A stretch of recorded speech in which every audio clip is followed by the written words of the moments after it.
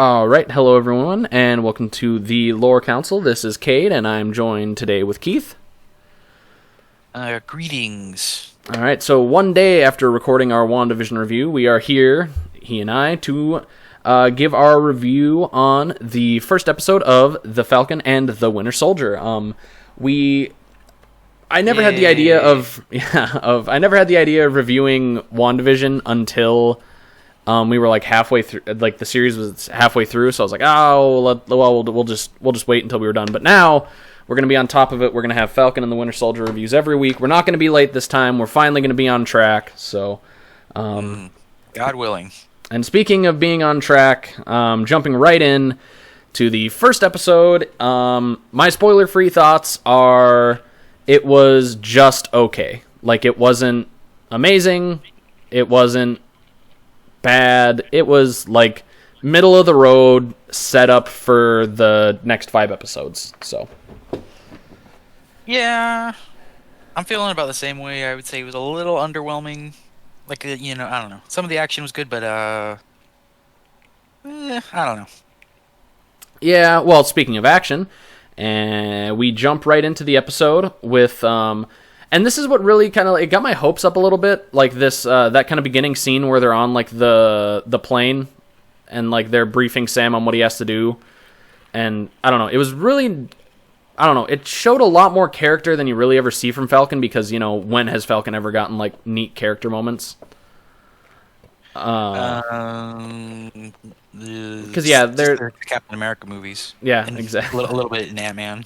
Yeah, but no, so they're filling him in on what he's got to do, and then he does like a cool like jump out of the plane, and then his new costume I thought was pretty cool. So especially the wings with like the silver and red. Oh yeah, it seems like they're kind of trying to make it look more like the comic book costume. Yeah, like a kind of like a cool real life version of the comic one. But no, he jumps out, and then we get a cool little action sequence where he has to stop a plane hijacking. So he uses Red Wing to like laser open the door, and then gets in there. Apparently that doesn't suck the air out. I always thought that like if you open a plane door, like all like the air and everyone like gets sucked out. So I'm like, oh my god, is he just gonna murder these people? Yeah, I'm not sure how that works. Yeah, I'm not a scientist or anything. I have 2 years of college under my belt, so. But no, it's like a nice little action sequence where we get to see him, like he gets to do like some cool Falcon fighting where, and that's like the cool thing about like, these superhero movies, TV shows, whatever, is like seeing them get to use their like skills and abilities, because like he obviously he doesn't have superpowers. Like his thing is like he has the Falcon wings, which are like bulletproof and whatever, so. He's able to like do some cool moves and block them, and I like what they did with his costume, because now the wings kind of like melt into his suit, sort of, Yeah. right? Like they can like kind of do the thing that like the Iron Spider suit could do with its like spider-like things. Yeah, no, yeah, it was really interesting, and then he has like the little like hand-to-hand fight with the guy, like the main guy. That's kind of trying to hijack the plane. And then they all, like the bad guys, get out, and they take an army captain with them, and that's obviously who Sam's there trying to save. And then they just jump out of the plane, and apparently the plane just continues flying because it gets set on autopilot, so it just keeps going and going. And then we have like a cool, like kind of like skydiving sequence where like, they're going through, they're shooting at each other. He stops one of the guys by like just pulling their parachute, because obviously they're in like these weird like wing suits. Kind of, I don't know. I'm not a skydiver either. Yeah, honestly, I just watched this episode yesterday, and it's kind of in one ear out the other. Yeah, I don't know. I thought. Did you think the action was like a little bit kind of blurry looking, like with the Falcon stuff, maybe? No, I thought it looked pretty good. Like there were some pretty cool camera angles as well. But no, I liked it. He stops one of them by like pulling his parachute when he's trying to shoot at him. And then he ends up getting the army guy, and they skedaddle on out of there, and they are informed by his buddy Torres, who like is his ground support guy, and they end up going, and he's like, oh, there's a new terrorist group that he has to go investigate. Yeah, like what are they called? Flag Smashers. The Flag Smashers. Yeah, and they're like inspired by, I guess, the blip and what happened. They're like, I guess they just saw the way things were during the blip and they preferred them. Don't really get an explanation of how things worked during the blip, though. It just kind of it's like hinted at, and yeah, it's like we know half the people were gone and it was hard, but how did things work? Like, and why do these like Flag Smasher guys who just seem like placeholders for like anarchists? Why do they prefer things during the blip? 'Cause things didn't completely like fall apart. They were kind of working. Yeah, it was just like, well, It's just like half capacity, or maybe it's kind of like because probably at like the beginning of the blip, there was probably a lot more chaos with everyone trying to figure out what was going on. So like a lot of these like terrorist groups were probably able to like get bits of power here and there because like that's kind of what I assumed. That makes sense. Yeah, I guess that makes sense. Like at the beginning of the blip when like everyone's like, whoa, fucking billions of people just stopped existing. What the hell? Yeah. But then from there we cut over to Bucky, who is in flashback mode, so we get a cool Winter Soldier murder sequence. Yeah, I didn't realize it was a flashback at first. I thought it was just him in like modern day doing this. But then he says "Hail Hydra" right before. Dude. He kills a Russian guy. Flashback. Well, yeah. I knew it was a flashback because I saw some like promo images and stuff for the show, and he has short hair in the show, and he had long hair in the flashback. Yeah, that makes sense. So, I think they'll probably end up doing more flashbacks with Bucky, which I think is cool. I like seeing the Winter Soldier stuff, and then that's like an easy way for you to know it's a flashback. Like, oh, Bucky has long hair, flashback. Yeah, it's a very interesting. I like that they did that because it kind of just makes you think. He probably has like hundreds of like memories like that in his head. There's rattling around, waiting for him to like go through them again. Yeah, no, it was really interesting to see, and he kills a couple of Russian guys, and then he has to like kill an innocent bystander because he saw what happened. So he will come into play later. But then from there, he like wakes up and he's on the floor, which I thought was weird, but we talked about that before we recorded. Maybe it's just supposed to show he's like he's kind of down on his luck or something. Yeah, could be. But no, so then from there, he goes to a therapist who is kind of a dick. Kind of a dick to him, and he's talking to... A passive-aggressive therapist. Yeah, very passive-aggressive. Well, and I was going to say, like, there's, like... I'll mention it now, but there's, like, they like, drop the S-bomb a couple times. They say shit, I think, like, 3 or 4 times, and I'm like, whoa! What are they getting... They're getting away with everything now that Steve Rogers isn't there.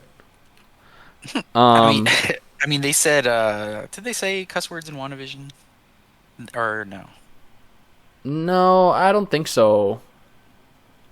I feel like they dropped a few, maybe.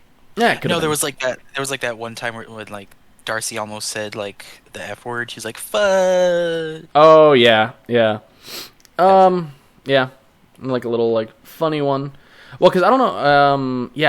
I don't know, but no, they're getting away with swearing now that Captain America's not there. But Bucky and his therapist, he's like going over some stuff. He's like, oh, I need to make amends, with people and everything. So they have like a little. Bucky is now My Name is Earl. Yep, they should have named it My Name is Bucky.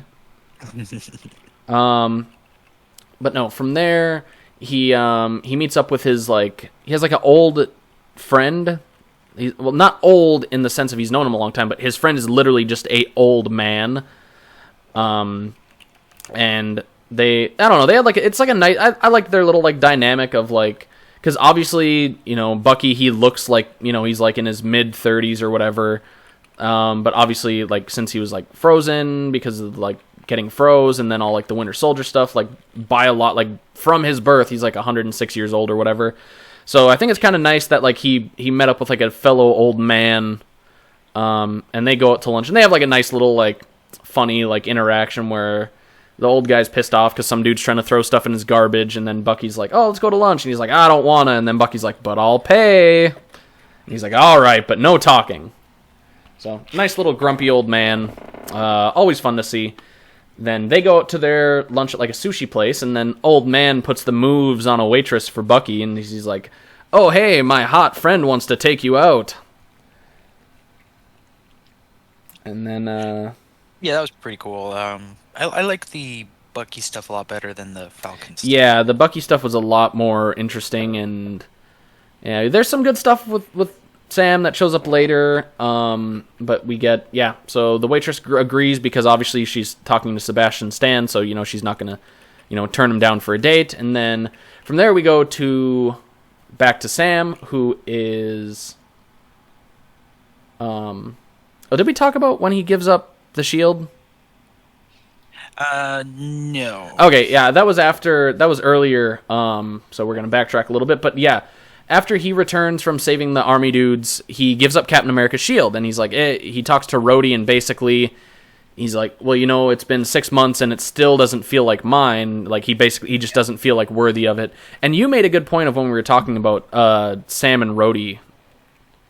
Oh, yeah, I like getting to see both of them talking again, kind of like, just the way they're talking in the scene just kind of shows that they've kind of like, grown a little bit closer since they both kind of lost their, the hero to their sidekick. Yeah, because obviously Rhodey was War Machine to Iron Man, and then Sam was basically. They had a bit of a thing in Infinity War, like where they kind of had like some quips and stuff like that. But other than that, they haven't really had too much character interaction. Yeah, so it's nice to see him. I always like to see Rhodey. I really like Rhodey, so it's always nice to see him. I hope he shows back up later to do some cool War Machine stuff. That'd be cool. But no, from there, we're out of chronological order a little bit. But from there, we meet up with Sam and his sister, we forgot to mention that Cap's shield gets put in the Captain America Museum. Oh yeah, they put a red herring there. Yeah. And then it definitely will never come up again, Captain America's shield. That would be ridiculous. No, it's going to stay right there, sacred and safe. Yeah, a monument to the man that was Steve Rogers. They would never put it on anybody else. What a great memorial to this man who we all think is dead. Well, not dead, but just old. But he zerped off to another universe. Yeah, but then he came back old. He? Oh, he did, right? Yeah. So what the hell is he doing? Did he just die right there? Or no. Did you not watch Endgame? He gives the shield to Falcon, and then he goes off to do old man stuff. I don't know. He's out feeding the birds. So he's just wandering around somewhere? Well, they don't tell you what he's doing.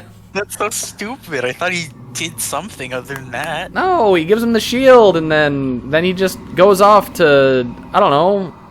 He's an old man. He was born in like the early 1900s. He's off to probably like harass women in a nursing home or something. Wow. I don't know. I don't know what he's doing. He'll probably show up. So for all intents and purposes, he's dead. Basically. No, he's just old.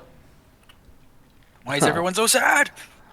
Because there's no more Captain America. It's just sad. He's been like an institution for like, a long-ass time. But anyways, back on track. We don't need to argue about what Steve Rogers is doing in his spare old man time. Because we meet up with Sam and his sister, who is trying to keep, like, their parents' like, fishing business afloat. Haha, funny because boat. Oh, I was thinking funny because, the Bubba Gump, Shrimp Gump, Forrest Gump. Oh. Did they have shrimp on one of the boats? I'm pretty sure they did. No, I don't think they mentioned shrimp at all, but they should have. But no, so, like, basically they go over, like, how the business is, like, having money troubles and stuff, and then Sam is like, oh, well, I'm a superhero, they have to give me a loan. You wouldn't trust the Falcon. Yeah, I like, mean... No one has ever heard of. No, people know who the Falcon is. We give the Falcon... By the time the Falcon became a thing, like, all, like, I'm pretty sure, like, they already got, like, bad press from, like, Sokovia or something like that. Probably weren't having, like, a Falcon toy line out. Everyone loves Falcon. He wasn't there in Sokovia. No, but he's, like, part of the team. He's, like, associated with them. Yeah, but he showed up later. It doesn't matter. Everyone loves Falcon. I feel like Falcon is, like, the least public Avenger. It doesn't matter, because... He never got that, like, standoff with aliens in New York scene. I don't think so. Well, was he in Ultron? No. He wasn't? No. He was in Civil War, right? Yeah, he was in Civil War. He's in Winter like Soldier. Private, and things were controversial. I guess. Yeah, but he was also on Captain America's side, so... Right, but I just feel like he had like the least amount of press. He's like, he's really trying to bank on like having like good like credit or something like that. Nah, it's all right. Good street cred, I guess. Yeah, but from there, after they make their little plan, we go back over to Bucky, who is on his date with the waitress, and they, small little nitpick for me, but the way people hold beer bottles in TV and movies, they always hold it. It's a very unnatural thing. They hold it like with their fingertips, not like with their hand. It's just weird. I don't like it. Whenever I see it, it just bothers me. I feel like people do that. It's like a comfortable, extra comfortable way of holding your beer. No, I mean, relaxed. It's to show you're relaxed, man. I don't know. It's weird. It seems like I think it's like you say. Like they're kind of trying to show like this is super laid back and casual. Look how weird we're holding our bottles of beer. But no. So they're having like some stuff, and I like Bucky's little like kind of like half sarcastic, half true answers, because the waitress is like, "Oh, how old are you? You like you kind of talk like my dad does," and he's like, "Oh, I'm 106." Ha ha ha. Because obviously, like he does not look 106. So I don't know. It's funny. I like his like little like kind of sarcastic, self-deprecating thing. Like, they're playing Battleship, and then they kind of go back to talking because it's brought up earlier that his old man friend has a son who was killed, and he doesn't know why. And then they bring it up again now because the waitress is like, "Oh, it's so nice that you're hanging out with Yori." That's the old man's name. It's so nice that you're hanging out with him. Like, he just hasn't like been the same since his son died. And then Bucky's like, "Oh man, I probably frickin' murdered his son." And then, he go after their date. He goes to like, I'm assuming it's to like figure out like if that was actually his son that Bucky murdered. But like, it's obviously confirmed because the old man has like a little like has like a picture of him like on his desk. So yeah, Bucky goes. He like pays him back for lunch. He's like, "Oh yeah, I forgot to pay you back for lunch," or whatever. And then he sees that was the person that was murdered earlier by Bucky in like the hotel. So and then Bucky like crosses a name off his list or something like that. I don't know. Yeah, because obviously that guy, he killed his son, so he's been trying to make amends with him. And from there, we cut over to some wacky hijinks at the bank because Sam and his sister are trying to get the loan to renovate like their parents' business. And the bank guy's kind of a dick. He's like, "Whoa, it's the Falcon. Do I know you from somewhere?" And then, "Whoa, you're the Falcon." And then he like takes a selfie with him. And then he's like, then he kind of goes into like dick banker mode, which is pretty relatable for a lot of people. We've all run into like a person that works at a bank that's kind of a dick. Yeah. So that's one thing I will say that the first episode did. It kind of did a good job of making like Sam a bit more relatable as a person, because he hasn't had a lot of like character development other than, "Oh, I'm friends with Captain America. I'm in the Air Force."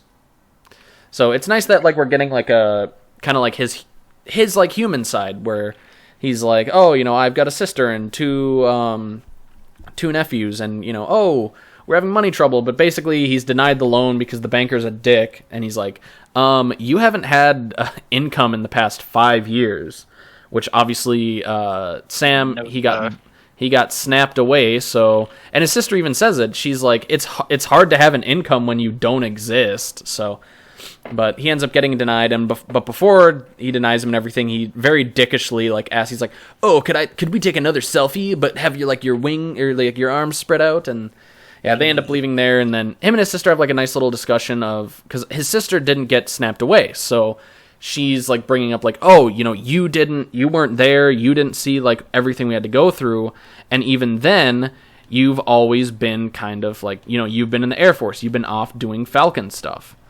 Yeah, you weren't here when the rape gangs were roaming the streets. Yeah, you weren't here when the flag smashers were running around, smashing flags and doing bad guy stuff." So,